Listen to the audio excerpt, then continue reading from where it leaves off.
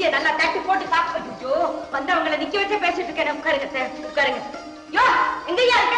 யார் வந்திருக்கா பாரு. ஆமா இப்ப எப்படி இந்த உடம்பு? என்னத்த எப்படி பாக்குறீங்க? என்னையா சும்மா நிக்கிற? அவங்கதான் என்னமோ ஒரு மாதிரியா பாக்குறாங்களே. சொல்ல ராமு, உனக்கு கல்யாணம் ஆயிடுச்சா? நல்ல பிள்ளை பெத்தீங்க போங்க.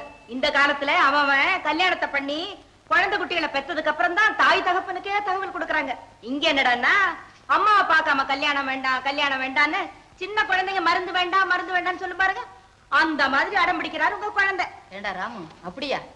பொண்ணுக்கு என்னடா ராணி மாதிரி இருக்காளே. அது சரி. ஆமாமா, அவ இந்த குப்பத்துக்கே ராணி தான். ஆமா, பேரு மங்கம்மா. அதெல்லாம் பழைய கதை. நீங்க ரெண்டு பேரும் பேசிட்டு இருங்க, நான் கடைக்கு போய் சிங்கிள் டீ மசாலா போட்டு வாங்கிட்டு வரேன். ராமு, பொண்ணு ரொம்ப அடக்கமாவும் அமைதியாவும் இருக்காடா. யாரு? மங்கம்மாவா? அவளை பத்தி நீ புரிஞ்சுக்கிட்டது அவ்வளவுதான்மா. இந்த குப்பத்துல எல்லா பயல்களும் அவகிட்ட பயந்துகிட்டு மீசையே எடுத்துட்டான் தெரியுமா? நான் ஒருத்தன் தான் வச்சுக்கிட்டு இருக்கிறேன். சரி சரி, அதை பத்தி அப்புறம் பேசிக்குவோம். ஏம்மா, ரத்னா எப்படி இருக்கிறான்? இருக்கான். ராமு, உண்மையை மறைக்காம சொல்லு. நீ ரத்னத்தை பார்த்திருந்தும் நான் கேட்டபோது ஏன் பார்க்கலன்னு சொன்ன? என்னடா பேசாம போற? காரணத்தை சொல்லு. காரணத்தை சொல்ல சொல்றியா? வேண்டாம், நான் ஏற்கனவே ரொம்ப நொந்து போயிருக்கேன். ராமு, நீயும் அவனும் ஒரே தட்டுல ஒருத்தையே ஒருத்த சாப்பிட்டு ஒன்னா வளர்ந்தவங்க. உங்களுக்குள்ள என்னப்பா சண்டை? சொல்லுடா. என்னத்தம்மா சொல்ல சொல்றீங்க? அவன் எப்படி எப்படியோ சம்பாரிச்சு இன்னைக்கு வசதியோட இருக்கிறான். அவங்கிட்ட போய் சோத்துக்கு உட்கார சொல்றீங்களா? இல்ல கையை கட்டிக்கிட்டு வேலைக்காரனா நிக்க சொல்றீங்களா? ராமு, நீயா பேசுற? எனக்கு ஒண்ணுமே புரியலையே. புரியும்படியா பேசப்பா. புரிய முடியா சொல்ற நிலைமையியா நான் இருக்கிறேன். உள்ள குமரி போய் நிக்கிறேம்மா. ஏம்மா, நீயே சொல்லு. அவனை பெத்த என்ன வளர்த்த. நாங்க ரெண்டு பேரும் உன் பிள்ளைங்கதான். ரெண்டு கண்கள் மாதிரி. உனக்கு ரெண்டு மாம்பழம் கிடைச்சா எங்களுக்கு ஆளுக்கு ஒண்ணு கொடுப்பே இல்ல? அதுதானே நியாயம். ஆனா இந்த ஆண்டவனுக்கு மட்டும் ஏமா இந்த ஓர வஞ்சனை? எனக்கு கொடுக்காத புத்தியையும் வாழ்வையும் அவனுக்கு மட்டும் ஏன் கொடுத்தான்? எதுக்காக கொடுத்தான்? ஆமாமா, அவனு என்ன மாதிரி கஷ்டப்பட்டு உழைச்சி சாப்பிடாம இப்படி இருக்கக்கூடாத நிலைமையில இருக்கிறானே. அதையெல்லாம் என் கண்ணால பார்த்துட்டு நான் அவனை பார்த்தேன், அவன் சந்தோஷமா இருந்தான்னு எப்படிமா என் மனசாட்சி இல்லாம சொல்ல முடியும்? அப்படியா? ராமு, நான் தான் இதுவரைக்கும் உன்னை புரிஞ்சுக்க முடியாத பைத்தியக்காரியா இருந்துட்டேன். நான் வரேன். போ போமா, போ போ. என்ன இருந்தாலும் அவன் பெத்த பிள்ளை, சொந்த ரத்தம். அந்த பாசம் போயிடுமா? நான் வளர்த்தவன் தானே. அவன் பணக்காரன், பங்களாக்காரன், காரக்காரன், ஏழை, குடிசக்காரன், ரிக்ஷாக்காரன். யோ, என்ன மங்கம்மா கொதிக்குதையா? டீயா? என் மனசு. நீ இவ்வளவு பொறாமக்கார மனுஷனா? அந்த ஆளு நல்லா இருக்கிறது உனக்கு பிடிக்கல? அட பாவி. சின்ன வயசுல அனாதையா கிடந்த என்ன தூக்கி வளர்த்த அந்த தாயே என்ன புரிஞ்சுக்க முடியல. நீதானா புரிஞ்சுக்க போற? என்னையா சொல்ற? காரணமா தான் சொன்னேன். உங்ககிட்ட நான் ஏற்கனவே சொல்லல, ரத்னத்தை பத்தின உண்மை அம்மாவுக்கு தெரியக்கூடாது. ஆமா, புரியாம தான் கேக்குறேன். நீ வேற அவங்கள அங்க அனுப்பிச்சுட்ட. என்னைக்காவது ஒரு நாளைக்கு உண்மை தெரியாமலா போயிடும்? இல்ல மங்கம்மா, அம்மா அந்த வீட்டுல இருக்கிற வரைக்கும் ரத்னம் எந்த தவறும் செய்ய மாட்டான். அதனாலதான் ஏதோ பேசி அம்மாவை எப்படியாவது அந்த வீட்டுக்கு அனுப்பி வைக்கலாம்னு அனுப்பி வச்சேன். யோ, அந்த மகமாய் உனக்கு நல்ல புத்தியை தான் கொடுத்திருக்கான். ஆனா என் விஷயத்துல தான் கல்ல பிள்ளையாரா இருக்க. நல்லா ஆறி போச்சு. டீ இல்லையா? என் மனசு. குடி. நல்ல மலாய் மசாலா போட்டு வாங்கிட்டு வந்திருக்கேன். குடியா? பாத்தியா மாலா இந்த வைர மாலைய? ரொம்ப நல்லா இருக்கு. மாலா, பெரிய பெரிய கோடீஸ்வரனுக்கெல்லாம் கிடைக்காத இந்த வைர மாலைய நான் எவ்வளவு சிரமப்பட்டு விலை கொடுத்து வாங்கியிருக்கேன் தெரியுமா? மாலா, இத நம்முடைய கல்யாணத்துக்கு உனக்கு நான் அன்பளிப்பா கொடுக்கறதுக்கு ரொம்ப பெருமைப்படுறேன். இந்த வைரமாலை போட்டதுனால மட்டும் எனக்கு பெருமை வந்துடாது.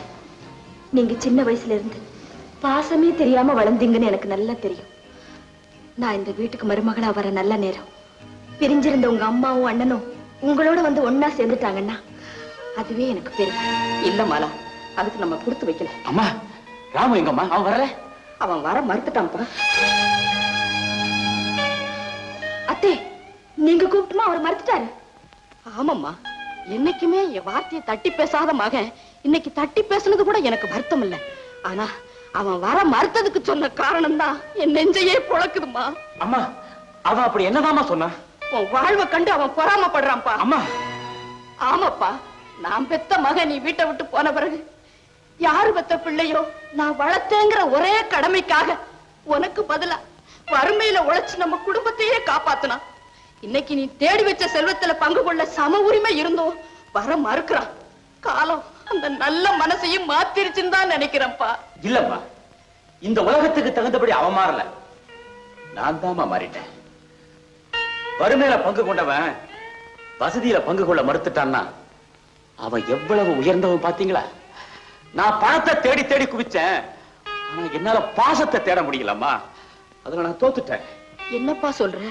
அவன் சொன்னதும் எனக்கு புரியல, இப்ப நீ சொல்றதும் எனக்கு புரியல. அம்மா, நீங்க ராமுவை புரிஞ்சுக்கிட்டது அவ்வளவுதான்மா. என்ன உங்க மகன்னு சொல்லிக்கிறதுல உங்களுக்கு பெருமை இல்ல, ஆனா அவன் உங்களை அம்மான்னு கூப்பிடுறான் பாருங்க, அதுதான்மா உங்களுக்கு பெருமை. நீங்க எப்படி அவனை வீட்டுக்கு கூட்டிட்டு வந்துருவீங்கிற ஆசையோடு இருந்த, அது நிராசை ஆயிடுச்சுமா. ஆமாமா, நீங்க கூப்பிட்டு அவன் வீட்டுக்கு வர மறுத்த போது இனிமே அவன் இங்க வருவாங்கிற நம்பிக்கை எனக்கு இல்லம்மா. இல்ல, கவலைப்படாதீங்க, அந்த நல்லவர் நானே நேர்ல சந்திச்சு இந்த வீட்டுக்கு கூட்டு வர்றது என் பொறுப்பு. மாலா, என் மூத்த மகன் ராமுவை கொண்டு வந்து அவன் தம்பியோட சேர்த்து வச்சிட்டீன்னா நீ இந்த வீட்டுக்கு செய்யற பெரிய உதவிமா. நான் வரேன்.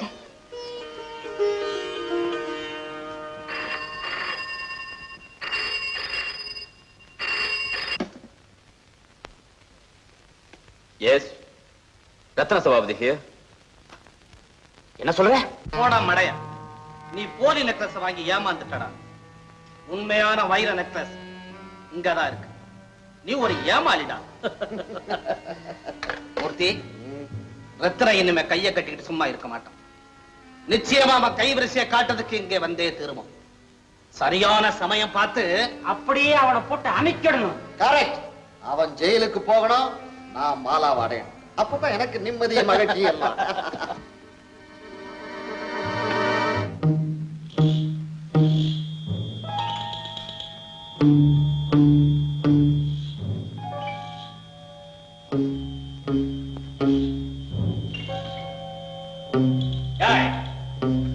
நான் யாரும் தெரிஞ்சிருந்தா இப்படி ஏமாத்த துணிஞ்சிருக்க மாட்டேன். மரியாதையா வாங்கின பணத்துக்கான நெக்லஸ் கொடுத்து. என்ன யாருன்னு தெரியுதாடா? ரத்னா, நீயா? ஆமா, நானேதான். எங்க கிட்ட இருந்து 10 லட்சம் ரூபாய் வைரத்தை கொள்ளையடிக்க உனக்கு உரிமை இருந்தது. ஆனா ஆஃப்டர் 2 lakhs நாங்க உங்களை ஏமாத்தக்கூடாது. நான் துணிச்சலோட உங்ககிட்ட வந்து கொள்ளையடிச்சேன்டா. உனக்கு துணிவும் திறமை இருந்தா நீயும் கொள்ளையடிச்சு பாரு. ஆனா இது வியாபாரம், நேர்மையா நடந்து. வியாபாரம்? டேய், நேர்மையை பத்தி நீங்க நானும் பேசக்கூடாதுடா. போட. முடிவா கேக்குறேன், நெக்லஸ கொடுக்க போறியா இல்லையா? இல்லன்னா அதை மேல எடுத்து விட. கான் வேற கிட்ட போ.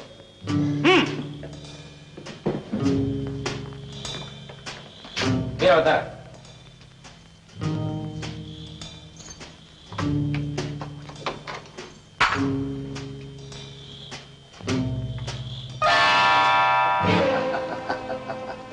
நாங்க போட்ட திட்டம் நிறைவேறிச்சு. இது வரைக்கும் போலீஸ் கண்ல மண்ணை தூவி வாழ்ந்துகிட்டு இருந்த இன்னைக்கு போட்டோ எடுத்தாச்சு. உன் சரித்திரம் முடிஞ்சு போச்சு.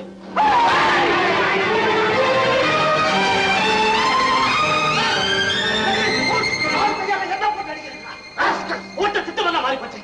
அவன் ஓடி போட்டாரே. கவலைப்படாதீங்க மாஸ்டர், படம் இருக்கு. வண்டர்ஃபுல். இதாவது தப்பிச்சுத. இதை வச்சு நம்ம விளையாடு. கமா.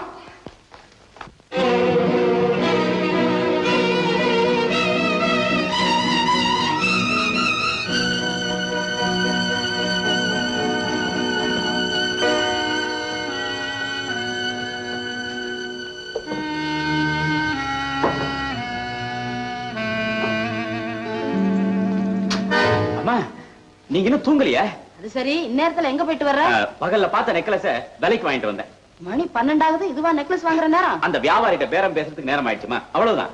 அப்படியா? அந்த நெக்லஸ் என்ன விலை? 2 லட்சம் ரூபாய். சரி சரி, நீங்க போய் தூங்க. உன்னை பார்த்து உங்ககிட்ட ஒரு முக்கியமான விஷயத்தை சொல்லத்தான் நான் புறப்பட்டு இருக்கேன். ஒரு முக்கியமான விஷயத்தை சொல்லத்தான் நானும் வந்தேன்.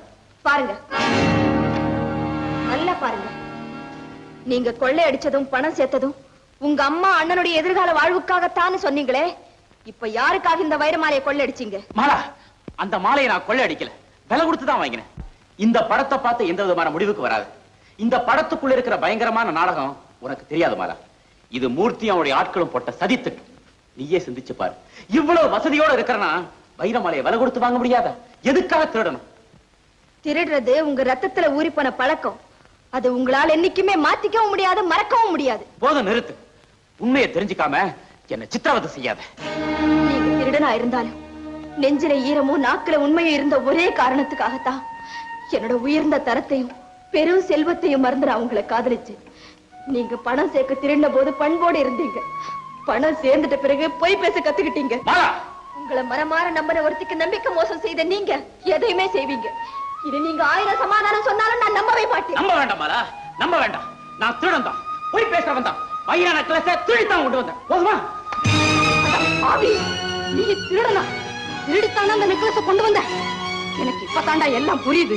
இந்த சொத்தெல்லாம் நீ திருடித்தான் சம்பாதிச்சிருக்கிற. உன் கேடு கெட்ட வாழ்க்கையை என்கிட்ட சொன்னா எங்க நான் மனசு நொந்து போயிடணும்னு நினைச்சுதான் ராமு தன்னை கெட்டவனாக்கி உன்னை நல்லவனாக்கிட்டான். அம்மா சொல்லாதடா.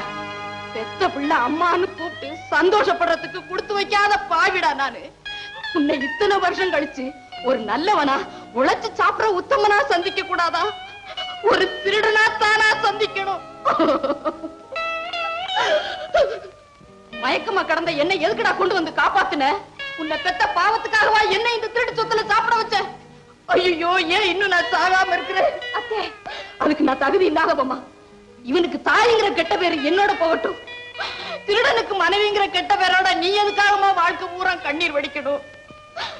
இவன் எனக்கு மகேன்னு தெரியாத போது தலை நிமிர்ந்து உங்க 2 பேரையும் புருஷ மனைவின்னு ஆசீர்வதிச்ச.